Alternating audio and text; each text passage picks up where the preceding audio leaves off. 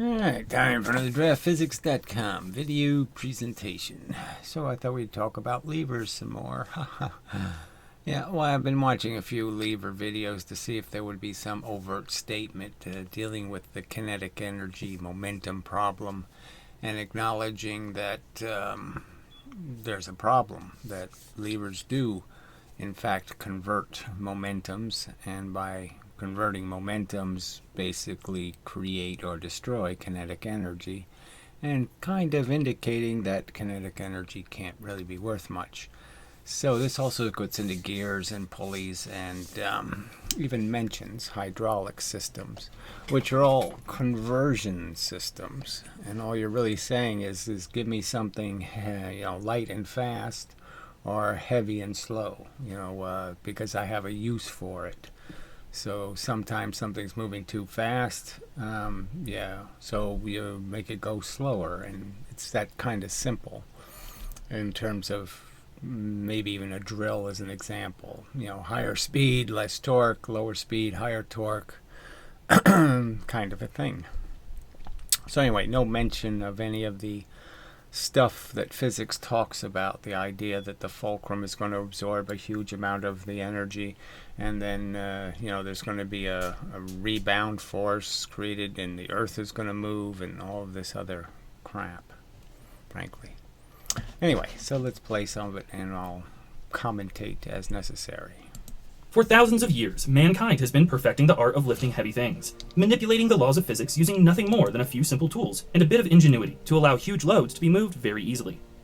This is only possible because cleverly designed machines like this pulley system are able to amplify. Okay, so amplify is the wrong word. So basically they're basically trying to imply that you're increasing or decreasing a force, when no, you're just converting a force.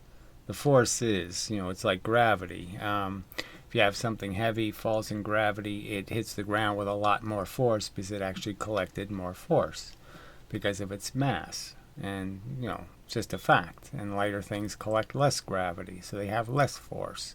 So you're not changing the force, you're changing the momentum, which is you're changing how the force is configured in an object or in an event. Forces in some way. The amplification of a force is called mechanical advantage. Yeah, so that's okay language, but see, you just said the amplification of a force, and you're really not amplifying anything called force, because force, frankly, is energy. And it's just kind of silly to say force is weight or force is velocity, when you kind of know force is momentum. And that's what Newton plainly stated. You can convert a force into momentum. And when you don't change the mass, well, you're going to convert it by changing its velocity. And we can quantify the amount of mechanical advantage a specific system can generate as the force that is output by the system divided by the input force. Right, so this it's always the same amount of force. So you can't change the amount of force. So this MA, mechanical advantage, I guess he's saying, doesn't mean anything. There's no change in the force. You're just changing its configuration. You're either making it heavier and slower or faster and lighter. To illustrate that, you're changing from the gun recoil to the bullet and vice versa, because the force is more conveniently used in one form or another form. So this is all like physics tailored for human convenience or human purposes, rather than physics to explicitly describe what these things are. And again, force could just be replaced with energy. consider a mass of 100 kilograms. To lift it off the ground, you need to apply a force of around 1 kilonewton. But if you use a device with a... So this force you have to apply can be you're applying it against gravity. So the only time you need 1 kilonewton is if you lift it at the same speed that gravity would drop it. But if you lift it slower, you're going to need 10 kilonewtons. And if you lift it faster, you're going to need even less, because now you're going to lift it fast enough to evade gravity. Obviously, you'll end up lifting it higher than some specific distance, but the point is, per foot or per meter, you will use less and less energy the faster you lift it. fact that physics doesn't say much, but I can't imagine how they could contrive an argument saying that isn't true. Of course it's true. Mechanical advantage of 2. You only need to input a 0.5 kilonewton force. To explain how this is even possible, this video... So again, it's playing with kilonewtons and calling it a force when really you're going to be applying the same amount of energy. You're just going to apply it at a different rate. Video will take a look at 3 devices: levers, pulleys, and gears that are able to do just that. Yes, exactly. And they don't lose half the energy. So gears aren't 50% inefficient, and levers aren't 50% inefficient. So these are the arguments sort of made by a particular physicist has made these arguments that somehow I have to lose half of the momentum, the force, by merely connecting these objects. And clearly there's going to be some losses in some systems. I would imagine gears have quite a bit of friction, so they're going to lose something. Levers have a little bit, and depending on what kind of fulcrum you use. Which does raise a point that I should have raised in the video where we discussed the lever. I should have said something like, wow, your bearing is really heavy. Maybe we shouldn't be using a big heavy bearing. But anyway. I've also covered a 4th way of generating mechanical advantage, using hydraulic systems. There you go. So I've mentioned that, and the fact is that hydraulics makes it, you can illustrate it so simply that it really does, you can't evade the consequences of the momentum transfer. By just changing the size of these cylinders, you guarantee that a certain speed of motion in will cause a certain speed of motion out, and it's kind of obvious that it works both ways, and when you do that, you're going to end up creating free energy by the kinetic energy theory. Companion video that you can watch right now over on Nebula. The best way to get access to Nebula is by signing up to our Yeah, well, that ain't going to happen. Bundle deal with this video's sponsor, CuriosityStream, but more about that later. Oh, Let's start with the lever. Pass. Consisting of just a beam pivoting about a fixed hinge, called the fulcrum. It's one of the simplest ways of generating mechanical advantage. Consider the amount of force we need to balance a mass located at one end of the beam. When discussing levers, it's common to talk about a load, which in this case is the mass, and an effort, which is the force that needs to be applied to lift the load. It's quite obvious that this system with the fulcrum in the middle of the beam can only be balanced if the effort is equal to the load. Well, obviously the fulcrum can stay right there, and you just have to push in a different location. So just move the load in, and then you'll be doing your 2-to-1 thing right there. You'll be pushing less hard, but for a longer distance. But what if we move the fulcrum away from the center of the beam, towards the mass? We now only need a much smaller effort to balance the lever. But why? We can explain this by considering the rotational stability of the lever. Both the load and the effort have the effect of rotating the lever, which means that they are generating moments about the fulcrum. So I think this is all unnecessary because it really just has to do with how much mass you're actually putting on one side versus the other side. And all of that, the balancing part, really doesn't have anything to do with the masses. It just has to do with the lever itself. And what you're really doing is causing an imbalance in the lever itself, and that's what oscillates. But the energy, you can't make the oscillation faster or slower. There's not much you can do because the oscillation really just has to do with a tiny weight difference between the two sides of whatever's on the lever, the balance. So it really doesn't have anything to do with the transfer. That is, what you're trying to do is change momentums. Convert. Moment is a quantity that determines how much a force causes something to rotate about a specific point. It is calculated as the magnitude of the force, multiplied by the perpendicular distance from the line of action of the force to the point of interest. For the lever to be in rotational equilibrium, the moments acting about the fulcrum must balance each other. So this is Ian Gosling kind of stuff, somebody who cares. Obviously, this doesn't have anything to do with the actual conversion of a force. So when you apply a force, this stuff isn't going to make any difference anymore. Okay, because all you're really going to do is cause a movement on one side, and it's going to cause a reciprocal movement on the other side of the lever. So if you have this balanced and you push one side, it'll push back on the other side with the same amount of energy. Can then easily calculate how large the effort needs to be to balance the load, based on the distances A and B. Earlier, we defined mechanical advantage as the ratio of the output to the input force, so we can see that for a lever, it is calculated as the So all of this doesn't mean anything because it really doesn't have anything to do with the load or the effort. It just has to do with the distances. And so yes, that everybody can agree that the distances are going to decide what the conversion rate is. But it's not going to explain anything else that matters. ratio of the two distances. By moving the fulcrum, we can change the mechanical advantage. Or just moving the object. Again, why would you move the fulcrum? Because then your lever is not going to be even on both sides. It's not going to be balanced. Putting it very close to the load means we will be able to lift the mass with a much smaller force, which is incredibly useful. So this is just the idea of, yes, you can move it twice the distance, for meaning you've changed it to twice as much action, movement, okay, but it's in the same amount of time. So you've doubled the velocity, and then you can triple the velocity, or you can quadruple the velocity.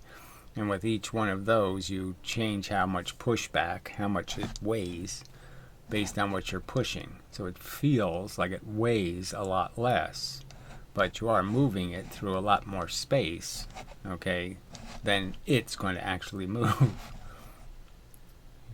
You're applying a force over much more space than the weight is going to be. It's going to be converted. It might seem like the lever is somehow breaking the laws of physics by turning a small force into a much larger one. But so it's not a small force. The force is the total of the mass times the velocity. So again, calling the force just the tension or the torque or the weight is missing half the equation. So yes, the weight has gone way down, but obviously the velocity has gone way up. You're moving much faster. it's important to remember that levers don't actually create energy. The amount of energy used to lift a mass is equal to the magnitude of the applied force. So it's good to know it says it doesn't create energy, but obviously it does by energy's definition by physics. So physics says kinetic energy is the definition of energy, and by that definition it's in big trouble. Because all of this, the force, the mass, the weight, and the velocity are just momentum. There's no indication of mv squared surviving this, even his own mathematics. There's no recognition that you have to conserve the kinetic energy. He's conserving the momentum. He's stating the momentum is conserved. The energy isn't. Force, the kinetic energy isn't. So see, they use the word energy. They say energy always means kinetic energy. And, you know, it's not true for this. He's using the word energy as if it means momentum, when obviously it doesn't. applied by the distance over which the force acts. So although the force applied to lift the mass when using mechanical advantage is smaller, it needs to be applied over a longer distance. The amount of energy used is always the same, with... See, and again, it depends on what you're lifting and how fast you're lifting it. So again, if you lift this 100 kilograms slowly by applying your force on the lever, you're still going to be doing more work. You're going to make 100 pounds weigh 300 pounds or 500 pounds or 700 pounds in total work because of how fast or slow you lift it. So if you lifted it at exactly the speed of gravity, well, then, okay, you can assure yourself of a certain ratio of how much work you did in terms of efficiency. But that's the only speed that'll get you to a certain height without you starting to throw the object into space. So if I go for more efficiency by moving it even faster, you know, to make it even lighter, in a sense, by going faster and faster, well, the faster I go, the more likely it is I'm to throw the load into space rather than just take it to a certain height. But again, momentum is always conserved. Kinetic energy isn't. or without mechanical advantage. So all of this is in momentums, essentially. There's no acknowledgement of this joule number at all. So it doesn't factor in. It's frankly not true. It's a simple explanation. All devices that generate mechanical advantage work on this same principle. They convert a small force applied over a long distance into a large force applied over a short distance. You would have to move these two levers at different speeds to get the same joule number. Wouldn't be possible if you lifted them at the same speed. The object would fall in gravity. So if you lift at the ideal speed, you won't be able to conserve the kinetic energy in joules. The pulley, which is essentially just a wheel containing a groove through which a rope or cable can run, is a bit more difficult to understand. So just conversion devices. Again, they're all just conversion devices. They don't do anything else. They're just converting, a faster, larger movement with less weight into a heavy, small movement. Than the lever, but opens up even more possibilities for generating mechanical advantage. I don't know how there's more possibilities, frankly. Let's look at a simple configuration where a rope is passed through a single pulley and is attached to a mass. Intel, you'll go first. Ooh, well, since it's after, I'll pause. Ooh, very aggressive ads. Forced to watch 15-second ones. Eek. End of the rope, the mass can be lifted. This system allows us to redirect. Yeah, so you can use your weight, your body weight, to lift it, essentially. You can just lean on the rope with your weight and lift some other weight, so it's more convenient than you trying to pick up something where you have to be picking it up by generating all of the energy. You can't just use your mass as a source of momentum. So that's one advantage. But you don't gain any weight advantage. You still have to lift the mass in this configuration. Direct the force needed to lift the mass so that we can pull on the rope at an angle instead of having to lift the mass vertically off the ground, but it doesn't actually provide any mechanical advantage. If the mass has a weight of 1 kilonewton, a 1 kilonewton force has to be applied to the end of the rope to lift it. Because the rope is being pulled on by the applied force at one end and by the weight of the mass at the other, it's subjected to a tensile load of 1 kilonewton along its entire length. In reality, and all you're doing is moving one end, and that causes movement in the other end, and what you're trying to do is create a small movement, or a larger movement here and a small movement there. So it doesn't do that in this configuration. a slightly larger force will need to be applied to compensate for friction at the pulley. But to keep things simple, we'll assume that the pulley is both frictionless and massless. They really shouldn't do all that assuming, because why not just concede that even a idealization is going to have some losses? Let's look at a different setup now, where the pulley is flipped upside down and is attached to the mass instead of the ceiling. This small modification completely changes how the system works. It might seem impossible, but we now only need to apply half the force we previously did to lift the mass. Because now both ropes are going in the same, one rope can't be doing the same distance as the other rope. In a sense, this distance has to be halved over two ropes. So whatever you pull here, the lifting amount, the amount this rope moves, is now going to be half of the amount this rope moved. This system has a mechanical advantage of 2. The reason is that the mass is now supported by 2 segments of rope, instead of just 1. To better understand what's happening, let's take a look at the forces acting on the pulley. There is one downwards force, the weight of 1 kilonewton, and 2 upwards forces, caused by the 2 parts of the same rope that are supporting the pulley. So it's not really the 2 forces. Obviously, it's 2 forces with 1 load, so it's 2 ropes with only carrying 1 load. So obviously, half the load is in each rope. The tension in the rope is constant along its length, so the 2 upwards forces must be equal to each other.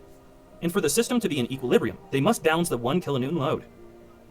We can conclude that both upwards forces are equal to 0.5 kilonewtons. Since half of the load is taken by the ceiling, the load can be lifted by applying a force of only 0.5 kilonewtons to the end of the rope.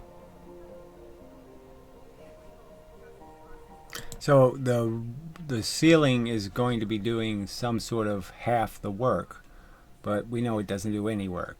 So no energy goes into things that don't move would be the argument. So as much as people want to say, because there's a force applied to it, it must somehow be in there. The momentum must be in there.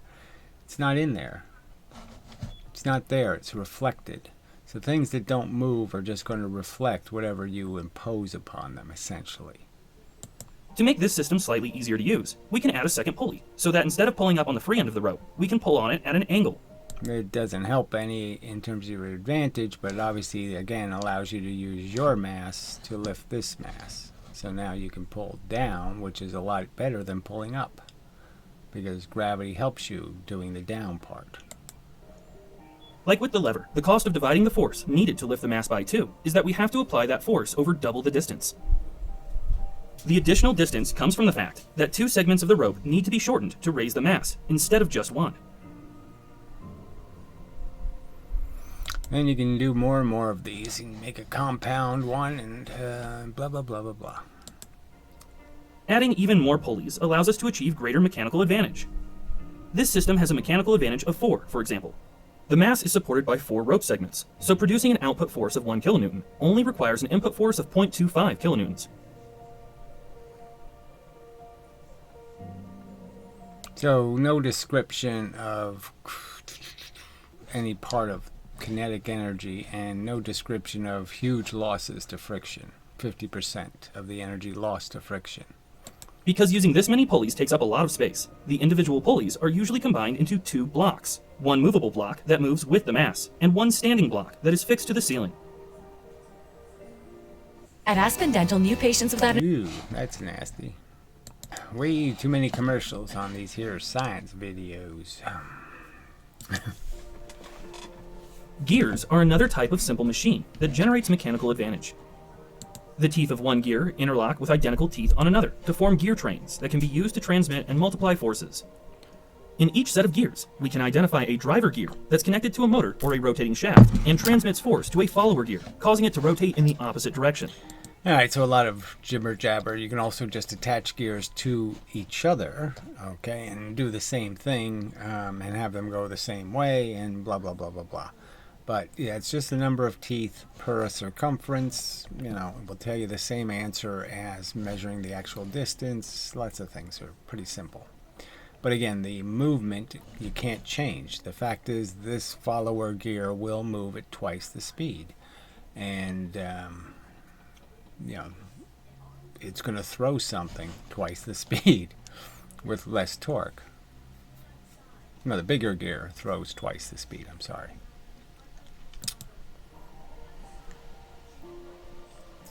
In this case, the follower gear, which has 20 teeth, is small. Yeah, so it's moving faster, but it's not moving faster at the circumference, which is the important part. So this one's circumference is moving. These teeth are actually moving at a higher velocity than these teeth, even though it looks the other way around. Smaller than the driver gear, which has 40 teeth. Since the circumference of the larger gear is twice that of the smaller gear must rotate twice for every 1 rotation of the large gear. This configuration is called a speed multiplier. Right. But the outside is still moving at the higher velocity. The follower gear is rotating twice as fast as the driver gear. It's rotating twice as fast, but the circumference, its teeth aren't rotating twice as fast. They're rotating twice as fast on the bigger gear. To understand how gears can generate mechanical advantage, let's look at how force is transmitted through the system. This motor provides a torque of 100 Newton meters to the driver gear. Torque is a moment that acts about a longitude. So torque is just weight. See, they're just ignoring what they really are. Torque is just the mass component, and velocity is the other side to it, and it's just momentum. So they really ought to just say it's the same momentum. We've just changed the weight, okay, the pressure weight that the things are hitting with, and for this change in velocity. Axis, and is calculated as the magnitude of the force multiplied by the distance to the axis of rotation. The torque. So the distance thing is okay in these examples because you can't mess it up, and you're not acquiring. You know, it's when they apply this to gravity is when they get into big trouble with distances, or when they start measuring friction by distances. That's when distance becomes not the source of good information. Of 100 Newton meters is equivalent to someone turning the shaft with a force of 100 newtons at a distance of 1 meter. Or a force of 200 newtons at a distance of half a meter, for example.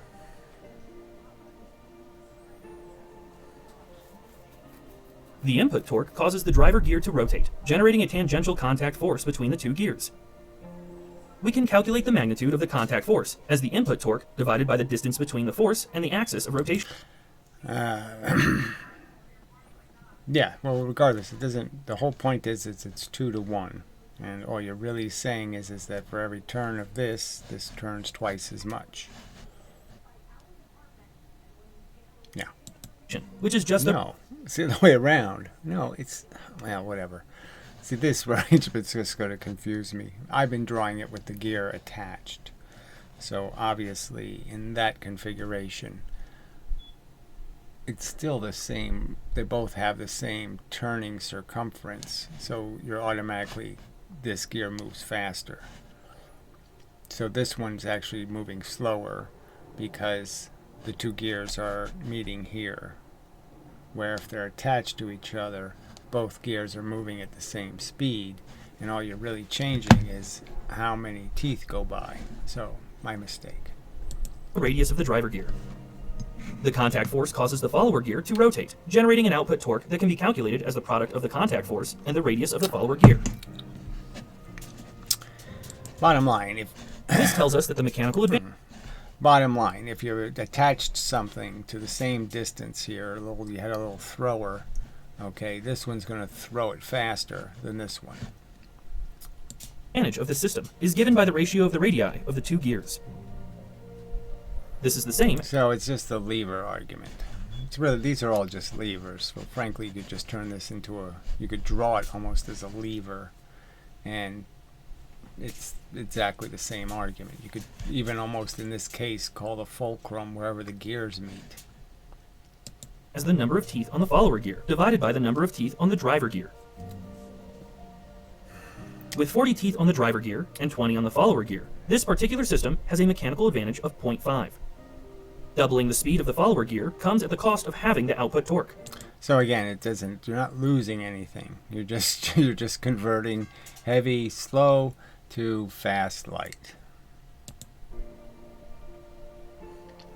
But if the smaller gear is the driver gear, the system will have a mechanical advantage of 2. The output speed is halved, but the output torque is double the input torque. So there's no reason to call one an advantage.